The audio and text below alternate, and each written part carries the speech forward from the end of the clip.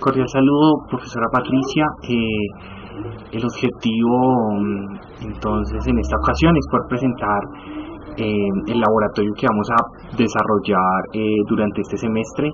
Digamos que escogimos el laboratorio llamado Modelo de Ondas Transversales con Motor. Las personas que conforman el grupo son Cristian Camilo Cortés Ríos, Brian Eduardo Manjarres Villamil y Francisco Libardo Ortiz. Como objetivo general para el desarrollo de este laboratorio escogimos el siguiente: medir las variables en una onda transversal, así como establecer el modelo matemático que las relaciona. En este caso vemos un ejemplo de dos tipos de ondas, una onda transversal y una onda longitudinal. Vemos entonces aquí la diferencia entre cada una de ellas. Si hablamos de una onda longitudinal, vemos que su variación se realiza de forma lineal, ¿sí? Mientras que para la onda transversal la variación se realiza de manera circular. Digamos que en el desarrollo del laboratorio vamos a trabajar con las ondas transversales, ya que por medio de ellas es que se describen, digamos que todos los efectos, o bueno, se puede describir todo el espectro electromagnético, ¿sí? Por medio pues de la variación de sus frecuencias. Aparte, la teoría de Melle o el experimento de Melle se hace por medio de ondas transversales. Dentro de los objetivos específicos están los siguientes: aplicar los conceptos teóricos de física de ondas de forma experimental, exponer las principales características, principios de las ondas transversales. En este caso pues procederemos a calcular las ondas, las longitudes de ondas, las velocidades de propagación, etcétera, pues dependiendo de las frecuencias, las tensiones aplicadas, etcétera. Realizar prácticas continuas con el material del laboratorio de física y relacionarnos con el mismo. En este caso trabajaremos con el modelo, con el aparato para el experimento, pues que es un modelo compacto que contiene el motor, la cuerda en la cual se realizará el efecto vibratorio, y un dinamómetro, ¿no? Que digamos que es el que nos ayudará a medir la tensión correspondiente que se esté aplicando al momento del ensayo. Contextualizar los aportes hechos en el experimento de Melle de manera experimental y teórica. Básicamente lo que vamos a hacer es probar y dar veracidad a los experimentos hechos por Melle. Justificación y contextualización.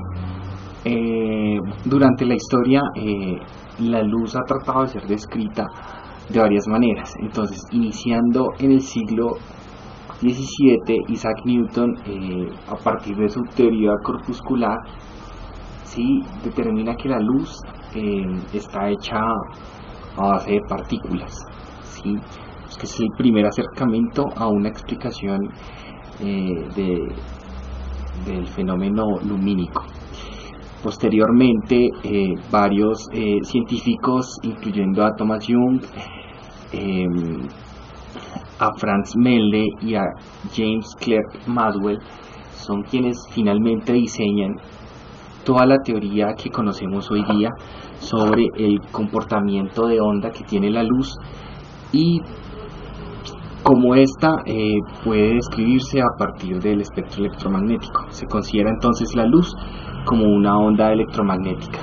Todos estos avances teóricos se hicieron desde el siglo XVII hasta el siglo XIX. Sin embargo, durante el desarrollo del laboratorio nosotros nos enfocaremos en el experimento de Melle, ¿sí?, ya que pues él permitió el reconocimiento y estudio de las ondas estacionarias. Y pues estas ondas estacionarias son realmente utilizadas hoy día, y no solo para estudiar el fenómeno de la luz, sino para temas de comunicaciones y para diferentes tipos de aparatos electrónicos. En el campo de las comunicaciones digamos que es una de las aplicaciones más importantes de las ondas estacionarias. Allí podemos ver que la comunicación entre pues un transmisor y un receptor se realiza por medio del campo electromagnético, ¿cierto?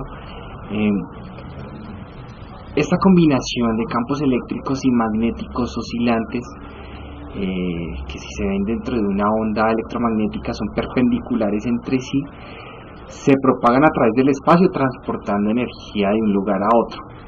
Tanto el emisor como el transmisor emiten ondas, cierto, que cuando se encuentran forman una onda estacionaria, y ahí se enlaza la comunicación entre ambos dispositivos.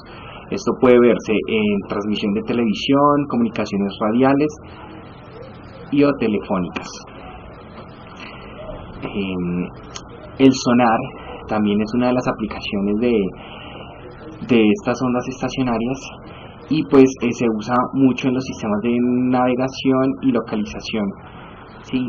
Similares a un radar, donde se emiten señales de radiofrecuencia que al chocar, se emiten impulsos ultrasónicos, y cuando en el momento en que se emite ese haz de impulsos y estos haz de impulsos chocan con algún tipo de objeto, ¿sí?, que se quiere detectar, esto regresa hacia el equipo transmisor las ondas de este choque, por medio de las cuales se realiza la detección correspondiente. En el campo de la medicina también estas ondas estacionarias son usadas en el método de la ecografía, donde es un procedimiento que emplea los ecos de una emisión de ultrasonidos dirigida sobre un cuerpo u objeto como fuente de datos para formar una imagen de los órganos o masas internas con fines de diagnóstico. Este pequeño instrumento, similar a un micrófono llamado transductor, emite ondas de ultrasonidos. Estas ondas sonoras de alta frecuencia se transmiten hacia el área del cuerpo bajo estudio y se recibe su eco. El transductor recoge el eco de las ondas sonoras, fenómeno de las ondas estacionarias, y una computadora convierte este eco en una imagen que aparece en la pantalla del ordenador. Esta aplicación es súper importante, ya que pues se pueden detectar anomalías en cualquier parte del cuerpo. No solo son utilizados en sí para la ecografía, sino para también tomografías craneales, etc. Un poco los conceptos que tomamos para el desarrollo del marco conceptual, ¿no? Todo lo referente a las características de la onda, empezando por la amplitud, que si hablamos de una señal o un movimiento oscilatorio, es una variación de la variación máxima del desplazamiento. La cresta es el punto de máxima elongación o máxima amplitud de la onda. El periodo es el tiempo que tarda la onda en ir de un punto de máxima amplitud al siguiente. La frecuencia es el número de veces que es repetida dicha vibración por unidad de tiempo. El valle es el punto más bajo de la onda. La longitud de onda es la distancia que hay entre el mismo punto de dos ondulaciones consecutivas, o la distancia entre dos crestas consecutivas. El nodo es el punto donde la onda cruza la línea de equilibrio. La elongación es la distancia que hay en forma perpendicular entre un punto de onda y la línea de equilibrio. El ciclo es una oscilación, o el recorrido desde el nodo que inicia la trayectoria de la cresta hasta el nodo que termina la trayectoria de valle o viceversa. Velocidad de propagación es la velocidad a la que se propaga el movimiento ondulatorio. Su valor es el cociente de la longitud de onda y su periodo. Resonancia, conjunto de fenómenos relacionados con los movimientos periódicos que producen reforzamiento de una oscilación al someter el sistema a oscilaciones de una frecuencia determinada. Dentro de las variables que se van a medir en el desarrollo del laboratorio están la velocidad de propagación, ¿sí? Determinada por la letra C, que se calcula de la siguiente manera, con la raíz de la fuerza por la densidad por área. Entonces, en este caso, cuando hablamos de F, estamos hablando de la tensión, que es medida por el dinamómetro instalado en el equipo, la densidad y el área transversal, en este caso de la cuerda, del alambre. Y para la cuerda pues se utiliza la masa específica, que es el peso por unidad de longitud de la cuerda. Bien, dentro del desarrollo del laboratorio, el objetivo es obtener, ¿sí?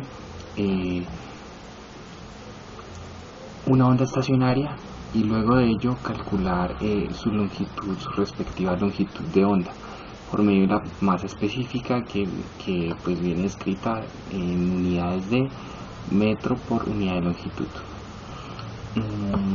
El equipo cuenta con unas características. En este caso contamos con unas longitudes de cuerda de 0,485 metros o 0,38 metros, dependiendo pues el lugar donde ajustemos el soporte del dinamómetro.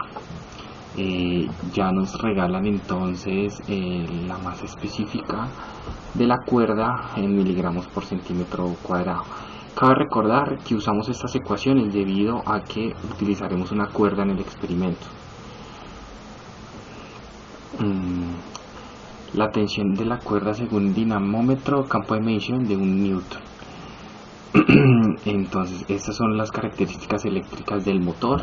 Se va a alimentar una red de 220 voltios 50 Hz. Necesitaríamos una fuente bifásica, una potencia de 23 voltiamperios y una frecuencia de 44 Hz.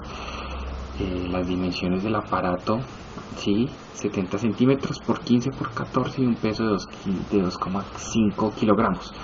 Cabe recordar que aquí pues hablamos de todo el conjunto: motor, dinamómetro, cuerda y demás accesorios que se encuentran en él. Acá existe un esquemático del aparato. Vemos en el número 1 que hablamos de todo el aparato con el motor incluido, el aparato en conjunto. El número 2, el interruptor de accionamiento del motor. El número 3, el cable de alimentación del motor. 4, la excéntrica, es donde se amarra uno de los ejes de la cuerda. El soporte para el dinamómetro. Allí, gracias a ese soporte, podemos ajustar el dinamómetro al aparato. El sexto es el dinamómetro, como se puede ver en la imagen. El séptimo es ajuste de soporte. Ahí se variará la tensión de la misma. La polea de transmisión, ahí se conecta o se amarra la otra parte de la cuerda. El soporte, existen 2 soportes de taladro. Aquí están discriminados por el número 9 y 10, dependiendo la longitud de la cuerda que usemos y pues también la longitud que nos interese para la realización del experimento. Las tuercas, que es donde se apretará o se ajustará el soporte cuando se llegue a la onda estacionaria.